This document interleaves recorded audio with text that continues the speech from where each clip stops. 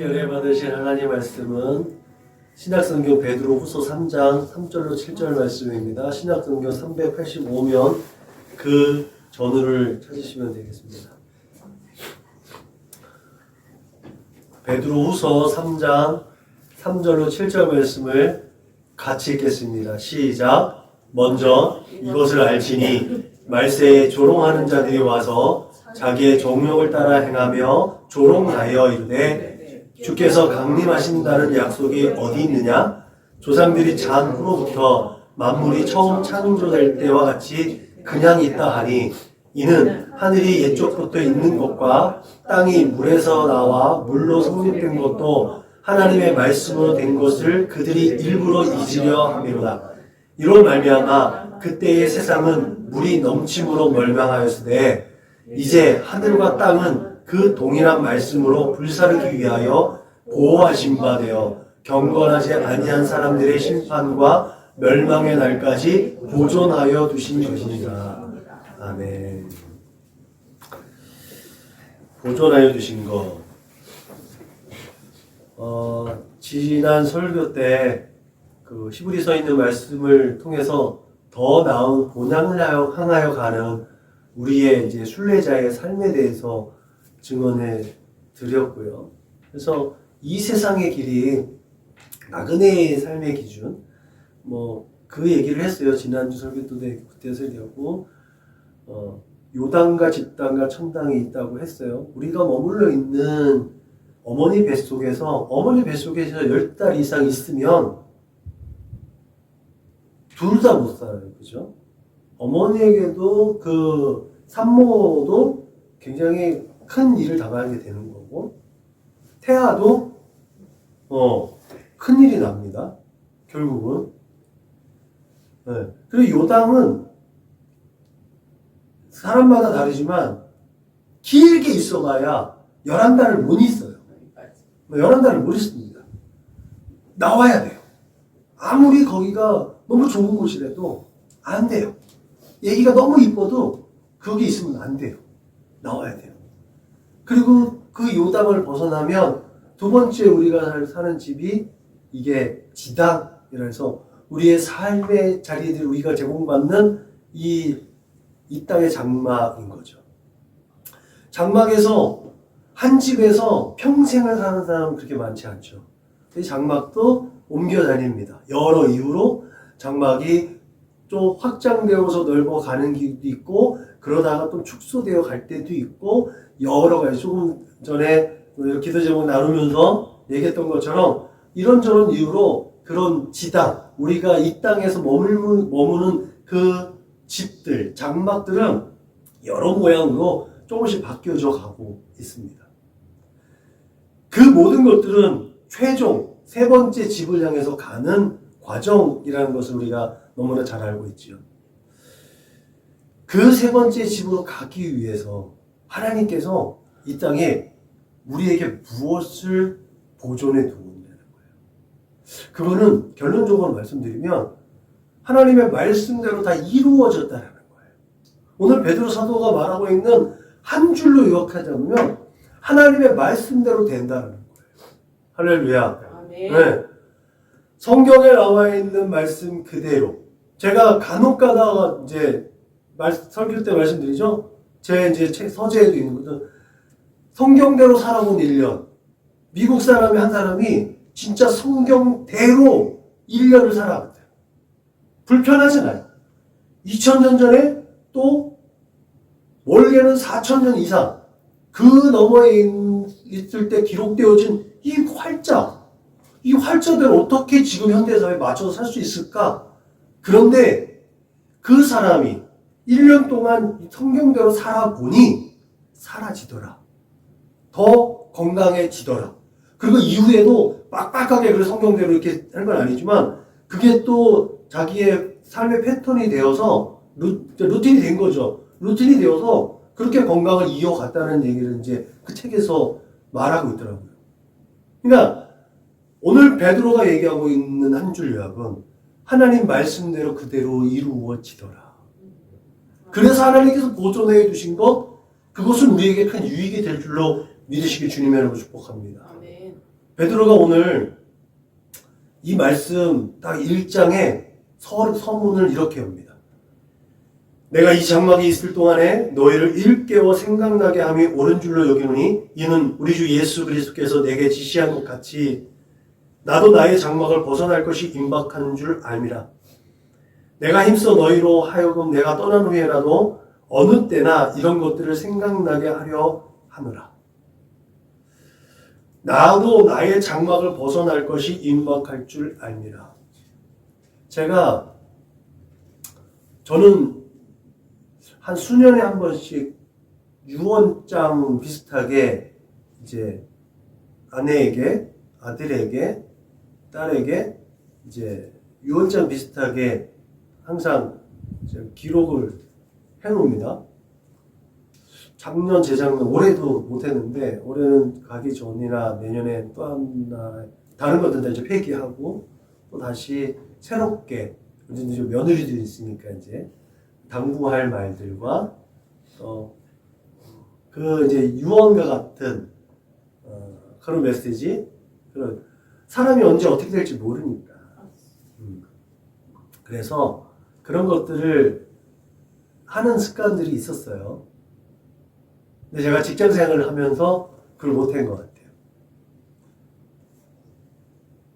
그게 굉장히 좋더라고요. 그러니까 나 자신을 되돌아보는 어떤 일기와도 같이 나의 자서전적 생각에서 내가 남겨놓고 가는 가족들과 남겨놓고 가는 나의 사랑하는 사람들에게 내가 해줄 수 있는 최고의 덕담이랄까 교훈이 될 수 있는 것 같더라고요.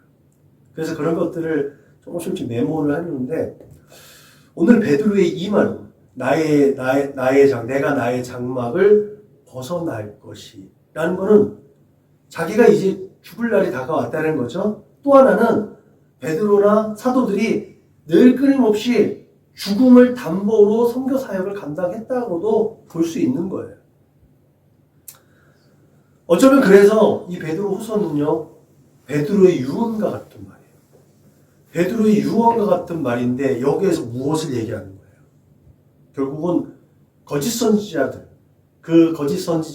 거짓 교훈을 경계하라는 내가 온전하게 세 번째 집인 하나님 나라를 가야 되는데 그것을 계속해서 훼손시키는 세상의 것들, 하나님의 말씀이 아닌 하나님의 말씀에 더하거나 뺀 것들이 유입되어져서 교회를 어지럽히는 일들, 이단과 사이비의 문제들, 그런 것들에 대해서 베드로가 오늘 교훈하고 있다는 거죠. 베드로는 오늘 그 터키 북부에 흩어져 있는 그 성도들에게 그들이 극심한 박해를 견뎌내야 하는 그런 상황들, 또 그가 순결을 직면한 그 순간에 교회 안에 그 약해진 마음들, 조금 흔들리는 믿음을 파고 들어와서 교회를 어지럽히고 성도들을 넘어뜨리는 그런 거짓 교사들의 그런 감언이선들을 경계하기 위해서 베드로는 이 편지를 쓴 것으로 파악이 됩니다.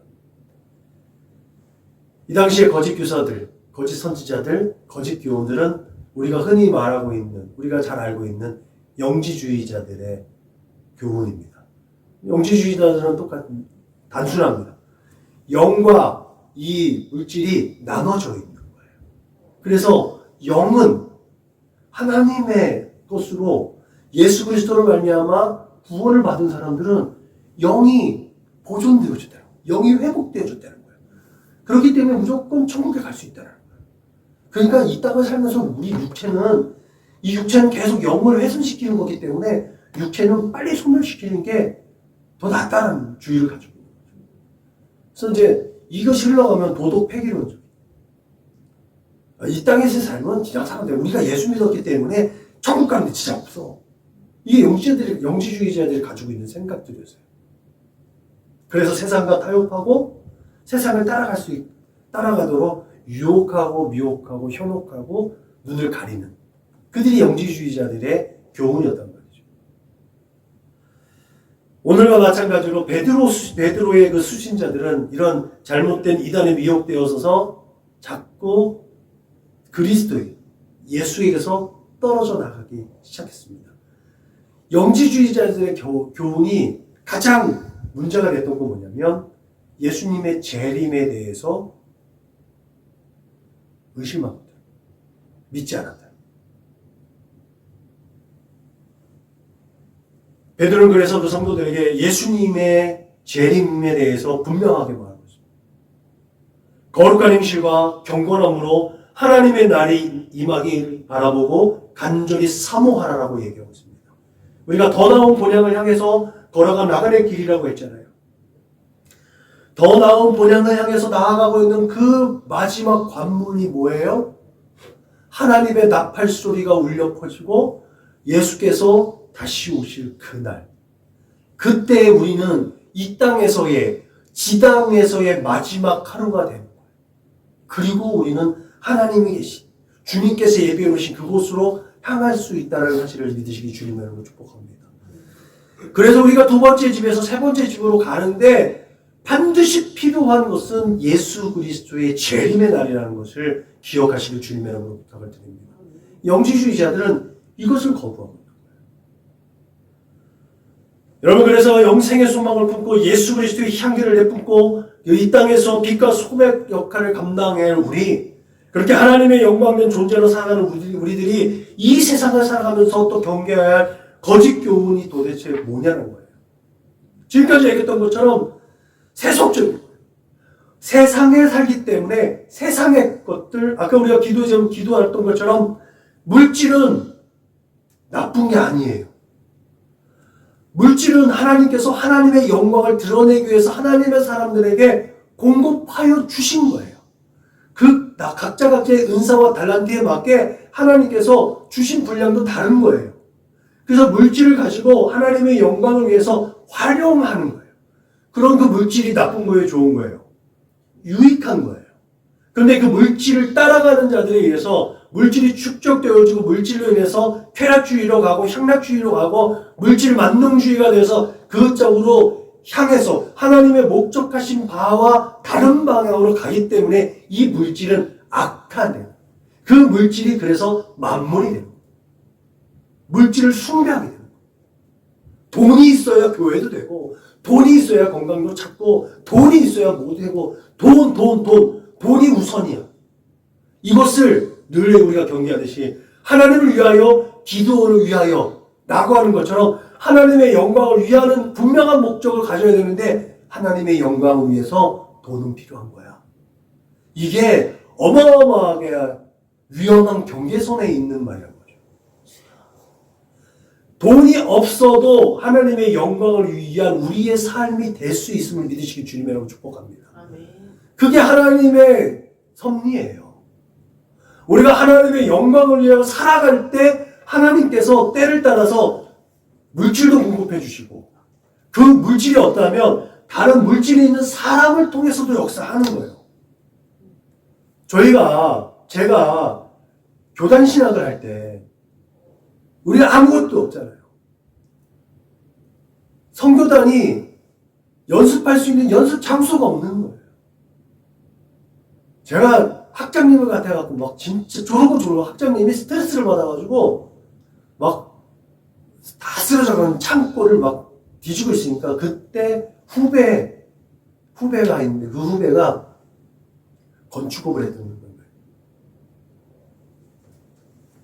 학장님을 도우겠다고 그 사람이 오니까 그 선교단 그 연습실이요 한 50평 정도 되는 것 같아요. 30여 평인가? 거기요 그게 마련이 됐는데 그냥 동그라니 마련이 된 게 아니고 방음 천막인가? 네. 여러 가지들이요 다 세팅이 되는 거예요. 선교단이요? 학교요? 돈 한 푼도 안 들어갔습니다. 돈이 있어서 돈이 없어서 뭐가 되고 안 되는 게 아니에요. 하나님을 향한 마음이 얼마나 더 중요한가가 더 중요한 줄을 믿으시길 주님으로 축복합니다. 그 중심을 따라서 하나님께서 물질도 주시는 거고 그 하나님의 사람들도 붙여주신 줄로 믿으시길 주님으로 축복합니다. 그것이 오늘 우리에게 주시는 메시지예요. 예수 재림에 대한 분명한 믿음, 그것이 우리에게 분명히 있으면 오늘 베드로가 들려주는 메시지가 우리 마음 가운데 온전히 심겨지는 줄로 믿으시길 주님으로 축복합니다. 베드로가 두 번째 편지를 쓰는 목적이 분명했습니다. 그것은 우리 믿는 자가 진실한 마음을 껴서 하나님께서 약속하신 것과 주 예수님의 명령하신 것을 기억하게 하려는 목적이 있었다는 거예요. 아까 말씀드렸던 것처럼 하나님 말씀대로 된다는 것을 성도들은 기억해야 된다. 어느 순간에도 하나님 말씀 가운데서 벗어나지 않는다는 것을 확실하게 믿어야 된다. 눈앞에 있는 것으로 전전긍긍하는 것이 아니라 하나님께서 큰 그림을 그리고 있는 그 빅피처를 볼 수 있어야 됩니다. 그 빅피처를요, 예수님이 십자가 현장에서 백부장은 본 거예요. 그런데 사두개인과 바리새인과 정치인들은 보지 못했어요. 아, 이 사람이 정말 하나님의 아들이었구나.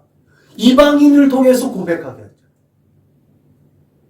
우리는 그 하나님의 큰 그림을 날마다 볼 수 있기를 주님의 이름으로 축복합니다. 지금 당장 내 눈앞에서 내가 바라고 원하는 것들이 안 되는 것 같은, 그럴 때 다니엘의 기도를 기억하시길 바랍니다. 그리 아니하실지라도 내 기도가 방향이 잘못됐었나? 하나님 앞에서는요, 내가 옳다고 주장하면 그거는 바로 실패의 원인이 됩니다.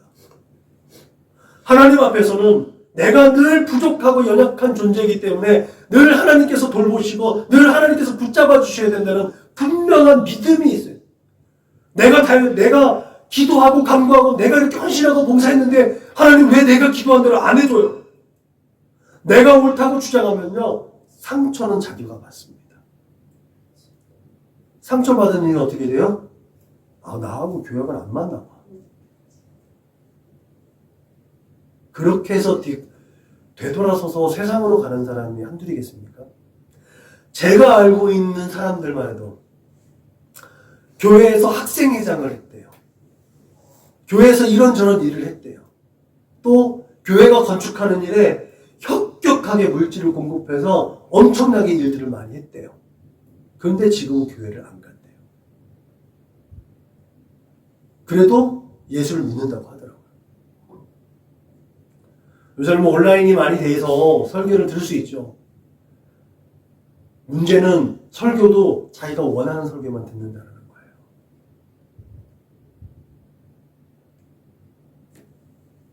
뿌리가 견고하게 세워지지 않으면 흔들립니다. 그렇기 때문에 오늘 베드로가 얘기하는 것처럼 하나님 말씀대로 이루어진다.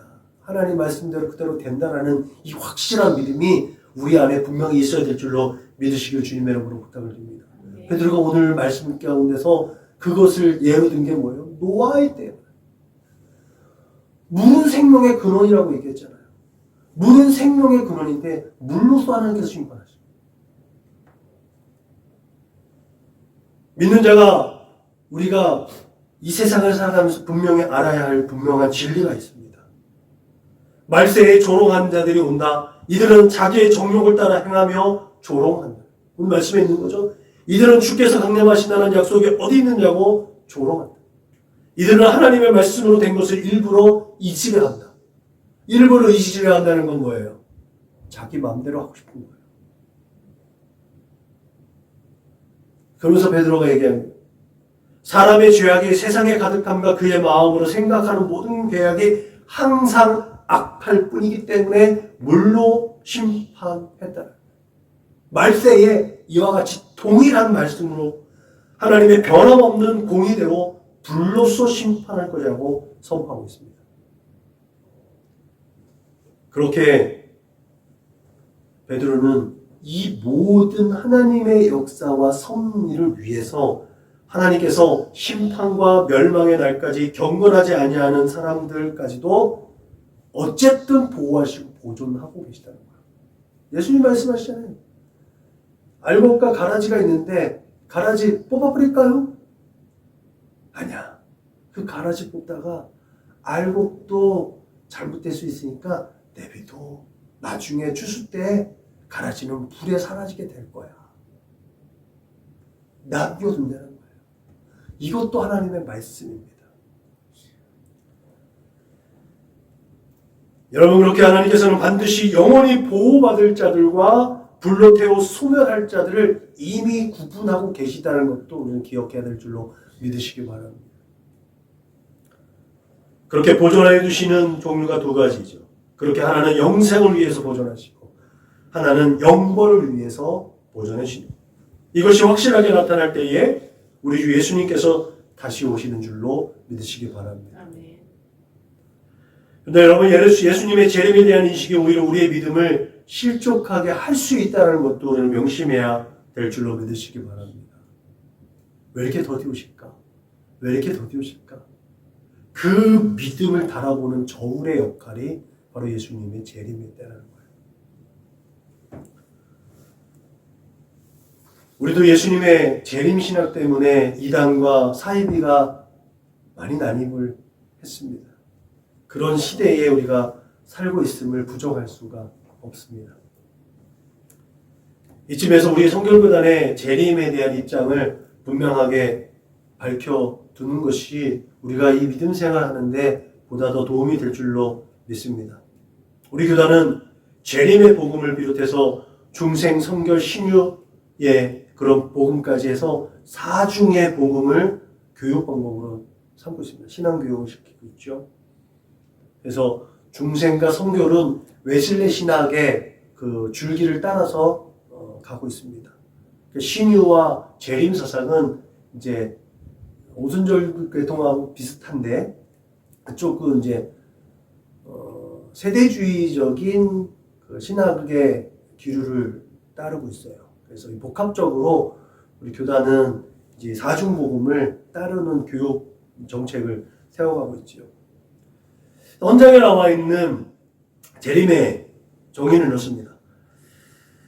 재림의 주님은 천사들과 같이 구름 타고 오실 것이며 그 모습을 우리 눈으로 확인할 수 있는 가시적인 임재입니다. 예수님은 세상을 심판하시고 사탄을 결박하십니다. 그러나 재림의 시기는 아무도 모릅니다. 오직 하나님만이 알고 계십니다. 다만 재림의 때에 일어날 징조들을 통해서 우리에게 힌트를 주십니다. 그것은 천국의 복음이 온 세상에 전파될 것이며 선민 이스라엘의 많은 수가 회심하여 주께 돌아올 것이며 적그리스도가 출현하여 거짓 선지자들이 나타나고 각처에 전쟁과 기근과 환란이 나고 하늘의 권능들이 흔들리게 되는 현상들이 일어나게 됩니다. 특별히 다음 주부터 주 오심을 대망하는 대림절기가 시작됩니다. 우리 모두가 시대를 분별하는 영적인 눈을 가지고 전심으로 우리 주 예수 그리스도의 재림을 앙망할 수 있기를 주님의 이름으로 축복합니다. 그렇게 우리는 우리의 회복된 자유를 누려야 합니다. 그것도 예수님께서 십자가를 지신 이유이기도 합니다. 목적이기도 합니다. 우리가 죄의 굴복과 어둠의 세력에 구속되어졌던 이 모든 것들을 새가 올무에서 풀려난 것처럼 우리에게 자유를 허락하여 주셨다는 거예요. 이 자유가 어떤 자유라고요? 우리가 이 세상에 살아갈 때 하나님을 믿을 수 있는 자유와 하나님을 거부할 수 있는 자유, 교회 나올 수 있는 자유와 교회 나오지 않을 수 있는 자유도 그 안에 포함이 되는 거예요. 하나님은 우리를 로봇처럼 하나님 마음대로 움직이기 위해서 우리를 만드셨고 우리를 위해서 예수 그리스도를 보내신 게 아니라고 분명히 말씀드렸습니다. 우리에게 그렇게 자유의지를 첫사람을 창조하실 때부터 그 자유의지를 허락해 주셨습니다. 그래서 하나님께서 만드신 창조물인데도 불구하고 아담에게 쟤네들 이름 네가 지어줘라. 네 거는 아니지만 내가 너에게 위임해 준 거니까 네가 이름을 지어줘. 이름을 지어준다는 건 소유권을 인정한다는 거잖아요. 그 소유권을 인정하는 게 야, 네 맘대로 해 라고 하는 거잖아요. 오늘 우리에게 주시는 하나님의 의지도 마찬가지입니다. 자유? 내 맘대로 할 수 있습니다. 늘 얘기했듯이 그런데 전제되어지는 것도 있죠. 메멘토 모리. 이 땅에서 우리가 살아가는 하나님께서 우리에게 주신 이 시공간을 또한 누리면서 즐겨야죠. 그리고 오늘을 생각해야죠. 오늘의 삶을 살아야죠. 그러나 메멘토 모리를 마지막 때에 하나님께서 우리를 심판하실 때 그 행한 대로 그때를 기억해야 되는 것. 이 두 전제가 우리의 자유를 망각하지 않게, 방관하지 않게, 또한 방임하지 않게 우리를 또한 가도들은 아주 온전한 울타리가 되는 줄로 믿으시길 주님의 이름으로 부탁을 드립니다. 그래서 예수님께서 진리를 알지니 진리가 너희를 자유케 하리라 하신 말씀을 기억해야 될 줄로 믿으시기 바랍니다. 진리를 아는 자만이 진정한 자유를 누릴 수 있음을 믿으시기 바랍니다. 예수님이 이렇게 하셨는데 나도 이렇게 해야 돼? 해야죠. 그게 자유예요. 예수님이 이렇게 했는데 나는 못해. 그러면 어때요? 마음이 찜찜하거든. 그러면서 내가 예수 믿는다고 그랬고 예수님 따라간다고 하고 내가 예수님 닮는다고 하고 막 이게 복잡해지는 거예요. 마음이. 갈등이 일어나는 거예요. 두 마음으로 나눠지는 거예요. 그러면 우리는요, 그러면 우리의 근육이나 우리의 마음이 경직되기 시작합니다. 억지로 끌려가게 되어지고 억지로 되는 거예요. 억지로 되면 어떻게 해요? 억지로 끌려가게 되면요, 뭔가 하나 문제가 생기는 거예요. 믿음 생활도 그렇게 됩니다. 믿음 생활도 억지로 가게 되면 문제가 발생하게 됩니다. 초기 기독교 역사에서 7명의 특별한 일꾼들이 세워진 것을 아시죠? 이것이 오늘날 교회의 일꾼들을 세우는 또한 지표가 되기도 했습니다. 그 지표가 되는 게 성령과 지혜가 충만하고 칭찬받을 만한 믿음을 소유한 것입니다. 여기에 니골라라는 그 헬라 사람이 있었던 거예요. 헬라를 대표하는 7 집사이지만 근데 문제는 이렇게 지혜가 있고 성령이 충만하고 칭찬받을 만한 이 니골라가 영지주의자들의 대표가 된다는 거예요. 그렇게 충실했던 교회의 일꾼, 그렇게 충실하게 예수 그리스도를 따라가려고 했던 교회의 큰 일꾼 되어졌던 그 니골라가 나중에 가장 큰 배신자가 되었다는 거죠. 문제는 그게 왜 그랬어요? 결국은 인기를 얻기 위해서. 자기들이 더 낫기 위해서.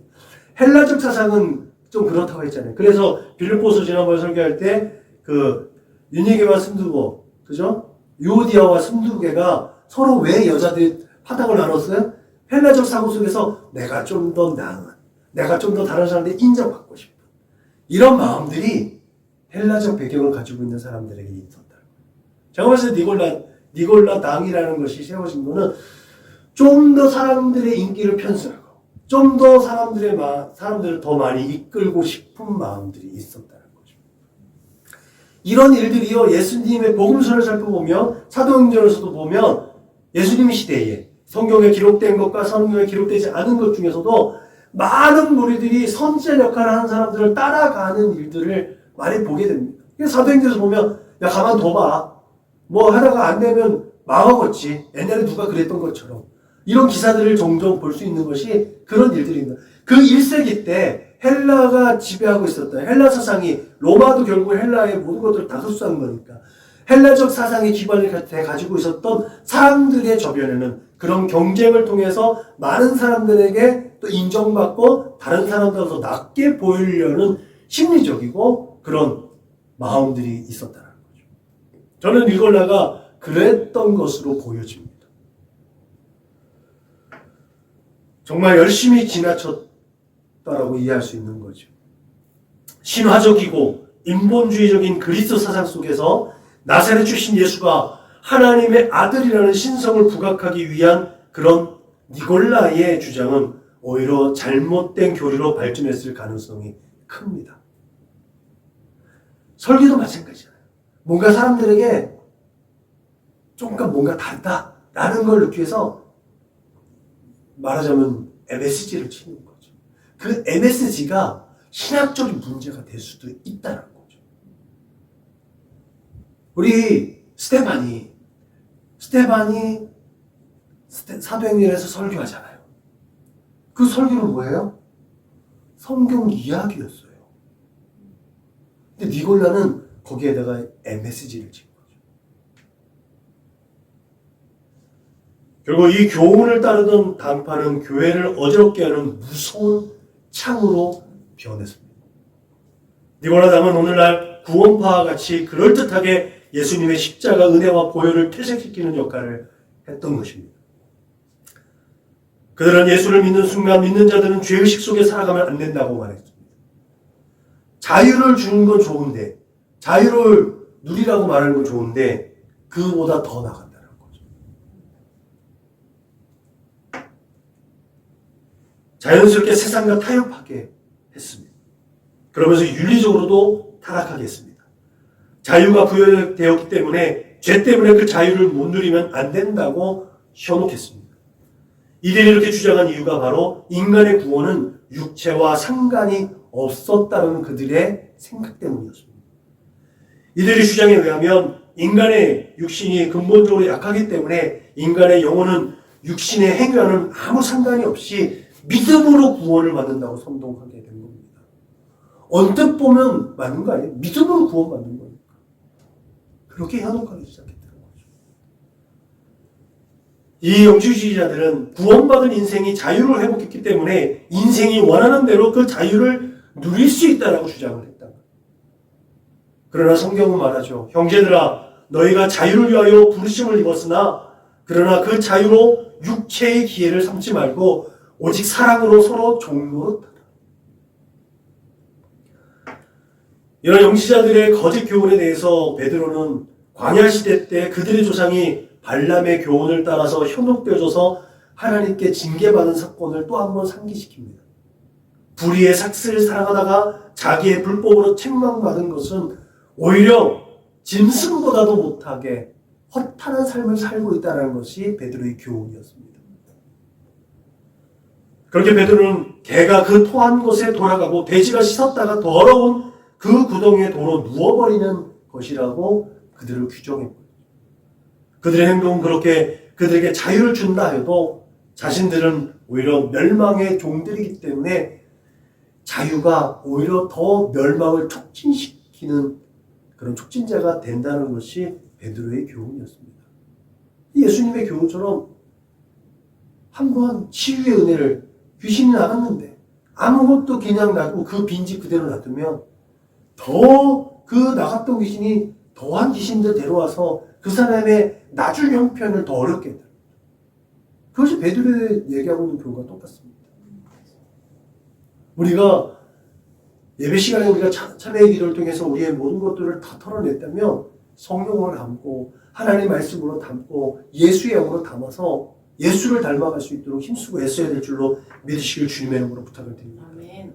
그게 베드로는 우리의 믿음이 아는 단계에서 지적인 수준에서 머무는 것이 아니라 그리스도의 장성한 분량에까지 이르고 또 우리의 삶이 이 삶으로 드러내고 표현하는, 우리 믿음이 표현되어 줄 수 있는 그런 삶을 통해서 거짓 교훈을 능히 이길 수 있다라고 교훈하고 있음을 믿으시길 바랍니다.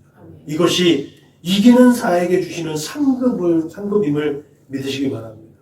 그러므로 우리에게 주어진 자유의 절제라는 안전장치가 늘 따를 수 있기를 주님의 이름으로 축복합니다. 그런 우리에게 자유와 또 절제라는 안전장치가 마련된 이후에 우리가 이 세대를 살아갈 때 그러면 그 믿음 생활하는 동안에 그런 이 세상의 거짓된 것들, 우리를 미혹하고 현혹하고 또한 우리를 거짓된 것을 이끌어가는 그 모든 것들을 이길 수 있는 비결이 뭐냐는 거예요. 그것을 다음 주에 살펴보도록 하겠습니다. 그래서 베드로가 이 시대에 우리가 이 말세 중에서도 말세라고 하는 이 시대에 우리에게 주는 비결, 우리가 이 세대를 돌파하고 이기는 자에게 주시는 하나님의 상급, 이기는 자에게 주시는 하나님의 상급을 받기에 부족함이 없도록 이 시대를 좀 능력 있게, 영향력 있게 살아갈 수 있는 그런 믿음의 백성으로 어떻게 살아갈 수 있을지. 결국은 아까 처음에 서론에 얘기했던 것처럼 요단과 지땅을 넘어서 천당에 하나님 계신 곳으로 가야 되는데 그 과정의 끝자락에 갈 때 좌로나 우로나 흔들리지 않고 그렇게 좁은 길을 걸어갈 때 조금만 헛디뎌도 떨어질 수 있는 세상의 낭떠러지에 떨어지지 않고 온전하게 그 좁고 협착하지만 그 시온의 대로를 걸어갈 수 있는 비결을 터득하는 그 방법을 다음 주에 한번 살펴보도록 하겠습니다. 기도하겠습니다. 하나님 감사합니다. 오늘도 베드로의 교훈을 통해서 하나님께서 주시는 또 귀한 말씀 우리 마음 가운데 새깁니다. 거짓된 것들이 우리를 영접할 때에 그것을 이길 수 있는 진리가 우리 안에 있게 하여 주옵소서. 예수가 우리의 삶의 모든 길이요 진리요 생명된 것을 늘 고백하며 예수 따라가는 인생, 예수를 닮아가는 인생, 예수를 말하고 예수를 말할 수 있는 그런 능력과 권세를 가진 그런 복된 삶을 살아낼 수 있도록 주님 인도하시고 축복하여 주옵소서. 그렇게 하나님께서 보존하여 두신 것이 우리 안에 예수임을 늘 기억하고 자랑할 수 있도록 주님 축복하여 주옵소서. 감사하며 걸어가시는 우리 구주 예수님의 이름으로 기도드렸습니다. 아멘.